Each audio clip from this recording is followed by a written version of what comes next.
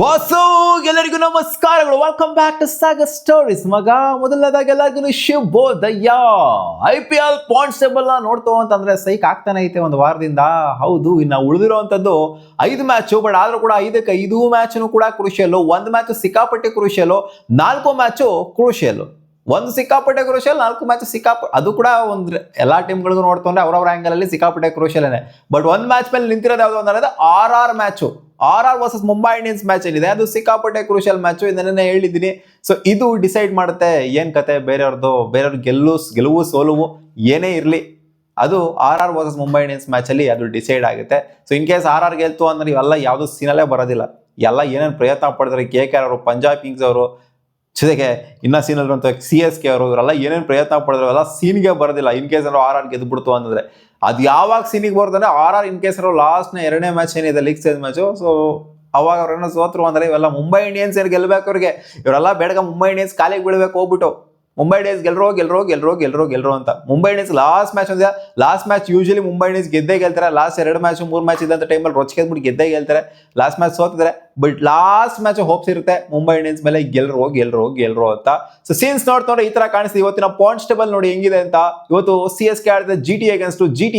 ನಾವು ಟಾಪ್ 2 ಇರಬೇಕು ಗುರೋ, ಟಾಪ್ 1 ಏರ್ಬೇಕು ಗುರೋ ಅಂತ ಅನ್ಕೊಂತ ಇರ್ತಾರೆ. ಗೆದ್ಬಿಟ್ಟು ಇವತ್ತು GT ಅವ್ರು ಗೆದ್ರು ಸಹ ಟಾಪ್ 1 ಏನು ಹೋಗೋದಕ್ಕೆ ಆಗೋದಿಲ್ಲ. ಯಾಕಂದ್ರೆ ಅವ್ರು ನೆಟ್ ರನ್ ರೇಟ್ ನೋಡಿ ಹೆಂಗಿದೆ ಅಂತ. ನೆಟ್ ರನ್ ರೇಟ್ RCB ಗಿಂತ ಕಮ್ಮಿ ಇದೆ. ಇವ್ರು ಅಂತ heavy margin of victory CSK against ಸಾಧಿಸ್ತಾರೆ ಅಂತ ನನಗೇನೋ ಅನ್ನಿಸ್ತಾ ಇಲ್ಲ. ಇವ್ರು ಹೊಡಿಬೇಕು ಬೇಜಾನ್ ರನ್ಸ್ಗಳು, almost close to 100 runs margin ಅಲ್ಲಿ ಹೊಡಿಬೇಕು. ಇನ್ ಕೇಸ್ ಏನಾದ್ರು ಈ ಒಂದು ನೆಟ್ ರನ್ ನ ಬೀಟ್ ಮಾಡ್ಬಿಟ್ಟು ಮೊದಲನೇ ಪೊಸಿಷನ್ಗೆ ಹೋಗ್ಬೇಕು ಅಂದ್ರೆ ಅವ್ರು ಕಂಫರ್ಟಬಲ್ ಆಗಿದ್ದಾರೆ. ನಮಗೆ 1ನೇ ಸ್ಥಾನದಲ್ಲಿ ಹೋದ್ರೇನು 2ನೇ ಸ್ಥಾನದಲ್ಲಿ ಹೋದ್ರೇನು ಅಲ್ಟಿಮೇಟ್ಲಿ ನಾವು ಕ್ವಾಲಿಫೈರ್ 1 ಆಡಬೇಕು. ನಮ್ಗೆ ಒಂದು ಎಕ್ಸ್ಟ್ರಾ ಚಾನ್ಸ್ ಸಿಗಬೇಕು ಕ್ವಾಲಿಫೈರ್ 2 ಆಡೋದಕ್ಕೆ. ಇನ್ ಕೇಸ್ ಸೋತ್ವಿ ಅಂತ ಅನ್ಕೊಂತ ಇರ್ತಾರೆ ಅಷ್ಟೇ. 1 2 ಎಲ್ಲ ಡಿಫ್ರೆನ್ಸ್ ಆಗೋದಿಲ್ಲ. 1 2 2 ಕೂಡ ಒಂದೇನೆ. ಬಟ್ ಅದೇ ಹಿರಿಮೆ ಇರುತ್ತೆ ಅಷ್ಟೇ. ನಾವು top of the table qualify ಆದ್ವಿ, ಮೇಲ್ಗಡೆ ಫಸ್ಟ್ ಟೀಮ್ ಅಂದ್ರೆ ನಮ್ದೇನೆ. ಫಸ್ಟ್ ಟೀಮ್ ಕ್ವಾಲಿಫೈ ಆಗೋದಕ್ಕೆ ನಮ್ದೇನೆ. ಮೊದಲನೇ ಸ್ಥಾನದಲ್ಲಿ ಇದ್ದಿದ್ದು ನಾವೇ ಟ್ರೋಫಿ ಗೆದ್ದಿದ್ದು. ಮೊದಲನೇ ಸ್ಥಾನದಲ್ಲಿ ಇಂಪಾರ್ಟೆಂಟ್ ಅಲ್ಲ, ಇಲ್ಲಿ trophy ultimately at the end of the day ಯಾರು ಗೆಲ್ತಾರೋ ಅದು ಇಂಪಾರ್ಟೆಂಟ್. 4ನೇ ಸ್ಥಾನದಲ್ಲಿ ಇರೋ ಬೇಕಾದ್ರೆ ಟ್ರೋಫಿ ಗೆದ್ಬಿಡ್ಬೋದು. ಮೊದಲನೇ ಸ್ಥಾನದಲ್ಲಿ ಸಾಕಾತಾಗಿ ಆಡ್ಕೊಂಡ್ಬಂದ್ರು ಅಂತ ಟೀಮ್ ಉದ್ರೋಗ್ಬಿಡ್ಬೋದು ಪ್ಲೇ ಆಫ್ಸ್ ಅಲ್ಲಿ. ಸೊ ನೋಡೋಣ, ಇವತ್ತು CSK ವರ್ಸಸ್ GT ಆಗಿರೋದ್ರಿಂದ ಖಂಡಿತ CSK ಸ್ವಲ್ಪ ಕಷ್ಟದಲ್ಲೇನೆ ಇದಾರೆ. ಇವಾಗ ಸಿನಾರಿಯೋ ನೋಡ್ತು ಅಂದ್ರೆ ಅವ್ರು ಒಂದು ಸ್ವಲ್ಪ ಯೂಜ್ ಮಾರ್ಜಿನ್ ವಿಕ್ಟರಿನ ತಗೊಬೇಕು. ನೋಡಿ ಇಲ್ಲಿ ಹೆಂಗಿದೆ ಅಂತ. ಇಲ್ಲಿ ಸಿಂಪಲ್ ಆಗಿ RR ಅವರ ನೆಟ್ ರನ್ ರೇಟ್ ನ ಬೀಟ್ ಮಾಡಬೇಕು CSK ಅಂದ್ರೆ ಸಿಂಪಲ್ ಆಗಿ ಒಂದು 15 ರನ್ ಮಾರ್ಜಿನ್ ಇಂದ ಗೆಲ್ಬೇಕು. ಸ್ವಲ್ಪ ಮಾರ್ಜಿನ್ ಇರಲೇಬೇಕು. ಲಾಸ್ಟ್ ಬಾಲ್ ವಿಕ್ಟರಿ ಆಗುತ್ತೆ ಅಂತಂದ್ರೆ ಸೊ CSK ಸೀನಲ್ಲೇ ಇರೋದಿಲ್ಲ. ಯಾಕಂದ್ರೆ ಹೌದು RR ಮ್ಯಾಚ್ ಏನಿದೆ RR ವರ್ಸ್ಟ್ ಆಗಿ ಸೋಲ್ಬೇಕು ಅಂತ ಅನ್ಕೊಂಡ್ ಕೂತ್ಕೋಬೇಕಾಗ್ತದೆ ಅವಾಗ. ಸೊ RR ಸೋಲ್ಬೇಕು, ಬೇಸಿಕಲಿ ಬಂದು ಸೋಲ್ಬೇಕು. ಇವ್ರು CSK ನೆಟ್ ರನ್ ರೇಟ್ ಸ್ವಲ್ಪ ಬೆಟರ್ ಆಗಿರ್ಬೇಕು, ಗೆಲ್ಲೋದ್ರ ಜೊತೆಗೆ ಬೆಟರ್ ಆಗಿರ್ಬೇಕು. ನಾನು ಗೆಲ್ತು ಅಂದ್ರೆ ಆಬ್ವಿಯಸ್ಲಿ ಬೆಟರ್ ಅಂತ ಸ್ವಲ್ಪ ಮಟ್ಟಿಗೆ ಆಗೇ ಆಗುತ್ತೆ.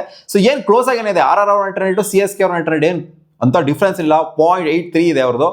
ಇವ್ರದ್ದು ಮೈನಸ್ ಅಲ್ಲಿ ನೆಗೆಟಿವ್ ಇದೆ 0.16 ಇದೆ. ಅಂತ ಡಿಫ್ರೆನ್ಸ್ ಏನಿಲ್ಲ. Match out ಮಾಡ್ಬಿಡ್ಬೋದು. 15 ರನ್ಸ್ ಎಲ್ಲ ಆರಾಮಾಗಿ ಪಟ್ಟಣಂಗೆ ಮೇಲ್ಗಡೆ ಏರ್ಬಿಡ್ಬೋದು ಹಂಗೇನೆ CSK. ಸೊ ಇವತ್ತಿನ ಮ್ಯಾಚ್ ಅಲ್ಟಿಮೇಟ್ಲಿ CSK ಗೆಲ್ಲೇಬೇಕು, ಬೇರೆ ವಿಧಿ ಇಲ್ಲ ಅವರಿಗೆ. ಅವರು ಸ್ವಲ್ಪ ಕಂಟೆಂಟ್ ಮಾಡಬೇಕು, RR ಮ್ಯಾಚ್ ನ ನೋಡಬೇಕು ಇವರು ಅಂತ ಅನ್ಕೊಂತು ಅಂತಂದ್ರೆ ಇವ್ರು ಖಂಡಿತ ಅದನ್ನ ಮೈಂಟೈನ್ ಮಾಡಲೇಬೇಕು. ಇಲ್ಲಿ ಪಂಜಾಬ್ ಕಿಂಗ್ಸ್ಗೆ ನೆಕ್ಸ್ಟ್ ಮ್ಯಾಚ್ ಇದೆ. ಸೊ ಪಂಜಾಬ್ ಕಿಂಗ್ಸ್ ಕೂಡ ಸಿಕ್ಕಾಪಟ್ಟೆ ಕ್ರೂಷಿಯಲ್ ಆಗಿರುತ್ತೆ ಮ್ಯಾಚ್. ಅವರು ಕೂಡ ಗೆಲ್ಲೇಬೇಕು, ಬೇರೆ ವಿಧಿ ಇಲ್ಲ. KKR ಕೂಡ ನೆಕ್ಸ್ಟ್ ಮ್ಯಾಚ್ ಗೆಲ್ಲೇಬೇಕು, ಬೇರೆ ವಿಧಿ ಇಲ್ಲ. ಸೊ ಅಲ್ಲಿ ಡಿಸೈಡ್ ಆಗುತ್ತೆ KKR ಮ್ಯಾಚ್ ಹೋಗುತ್ತಾ ಅಥವಾ ಅದಕ್ಕಿಂತ ಹಿಂದೆ ಮ್ಯಾಚಲ್ಲೇ RR ಮ್ಯಾಚಲ್ಲೇ ಗೊತ್ತಾಗುತ್ತಾ ಅಂತ ಕ್ಲಾರಿಟಿ ಅವತ್ತು ಸಿಗುತ್ತೆ ನಮಗೆ. At the end of the day ನಾವು ವೆಯ್ಟ್ ಮಾಡಬೇಕಾಗುತ್ತೆ. ನಾವು ಏನೇ ಪಾಯಿಂಟ್ಸ್ ಟೇಬಲ್ ಅನಲೈಸ್ ಮಾಡಿದ್ರು ಕೂಡ ನಾವು ಅಲ್ಟಿಮೇಟ್ಲಿ ವೆಯ್ಟ್ ಮಾಡಬೇಕು. 24ನೇ ತಾರೀಕು ಆ 2ನೇ ಮ್ಯಾಚ್ ಏನಿದೆ, ಫಸ್ಟ್ನೇ match Mumbai Indians versus RR ಮಧ್ಯಾಹ್ನದ ಮ್ಯಾಚು, ಆ ಮ್ಯಾಚಿಗೆ ವೆಯ್ಟ್ ಮಾಡಬೇಕು. ಜೊತೆಗೆ KKR ವರ್ಸಸ್ DC ಏನಿದೆ ಆ ಮ್ಯಾಚಿಗೆ ವೆಯ್ಟ್ ಮಾಡಬೇಕು. KKR ಏನಾದ್ರು ನೆನೆ ಮ್ಯಾಚ್ ಸೋದೋಗ್ಬಿಡಿತು ಅಂತಂದಿದ್ರೆ ವೆಯ್ಟ್ ಮಾಡುವಂತ ಅವಶ್ಯಕತೆ ಇರಲಿಲ್ಲ. ಲಾಸ್ಟ್ ಮ್ಯಾಚ್ ಡೆಡ್ ರವರ್ ಮ್ಯಾಚ್ ಆಗೋಗ್ಬಿಟ್ಟಿರೋದು. ಬಟ್ KKR ಗೆದ್ದಿರೋದ್ರಿಂದ ಲಾಸ್ಟ್ ಮ್ಯಾಚ್ ಏನಾಗುತ್ತೆ ಅನ್ನೋ ಕ್ಯೂರಿಯಾಸಿಟಿ ಉಟ್ಕೊಂಡಿದೆ. RR ಅವರ ಒಂದು ರಿಸಲ್ಟ್ ಮೇಲೆ KKR ಏನ್ ಮಾಡುತ್ತೆ ಅನ್ನೋದು ಡಿಪೆಂಡೆಂಟ್ ಆಗಿದೆ. ಇನ್ ಕೇಸ್ ಏನಾದ್ರು ಪಂಜಾಬ್ ಕಿಂಗ್ಸ್ ಏನಾದ್ರು ಗೆಲ್ತು ಅಂದ್ರೆ ನೆಕ್ಸ್ಟ್ ಮ್ಯಾಚ್ ಏನಿದೆ Punjab Kings LSG.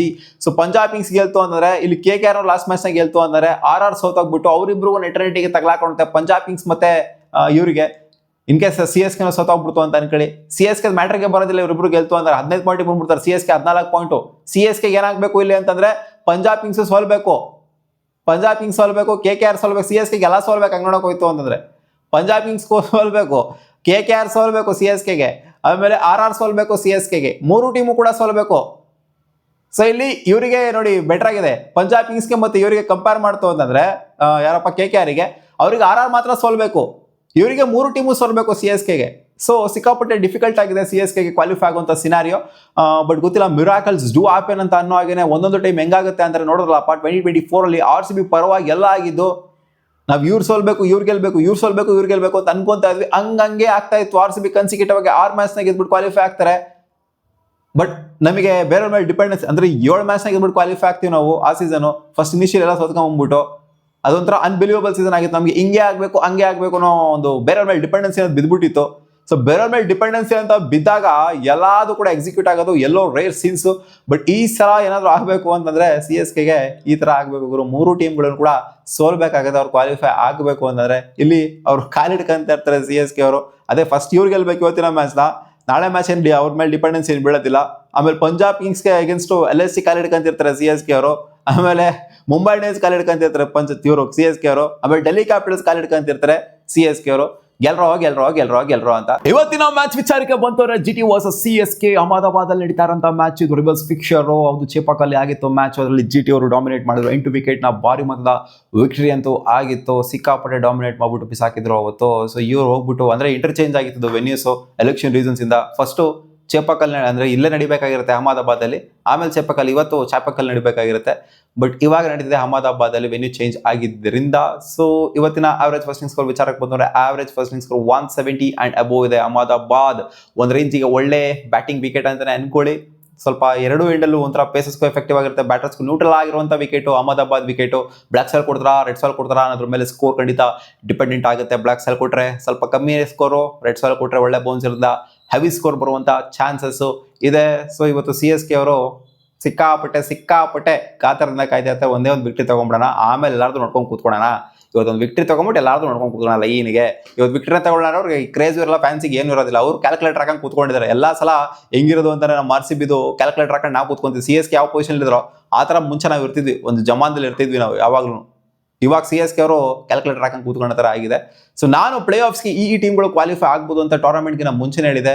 RCB, Punjab Kings, ಆಮೇಲೆ CSK ಇಲ್ಲಾಂದ್ರೆ GT, ಇನ್ನೂ ಒಂದು ಟೀಮ್ ಯಾವ್ದಾವ ಹೇಳಿದೆ ಅಂತಂದ್ರೆ ಯಾವುದು Mumbai Indians. So Mumbai Indians qualify ಆಗಿಲ್ಲ. CSK ಮತ್ತು GT ಇನ್ನ ರೇಸಲ್ಲಿದ್ದಾರೆ.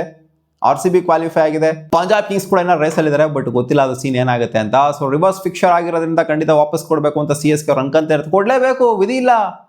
ಅಗ್ರೆಸಿವ್ ಆಗಿ ಆಡಲೇಬೇಕು, ಸಖತ್ತಾಗಿ ಸ್ಟಾರ್ಟ್ನ ಕೊಡಲೇಬೇಕು. ಋತುರಾಜ್ ಗಾಯಕ್ವಾಡ್ ಮೇಲೆ ಸಿಕ್ಕಾಪಟ್ಟೆ ಹೋಪ್ ಇರುತ್ತೆ. ಈ ಮ್ಯಾಚ್ ಅವ್ರು ನೆಟ್ಗಾಡಪ್ಪ ನೆಚ್ಚಿನ ಸ್ವಲ್ಪ ಅಗ್ರೆಸಿವ್ ಆಗಿ ಆಡುವಂತ ಸಂಜು ಸ್ಯಾಮ್ಸನ್ ಮೇಲೆ ಹೋಪ್ಸ್ ಇರುತ್ತೆ, ಉರ್ವಿಲ್ ಪಟೇಲ್ ಮೇಲೆ ಹೋಪ್ಸ್ ಇರುತ್ತೆ.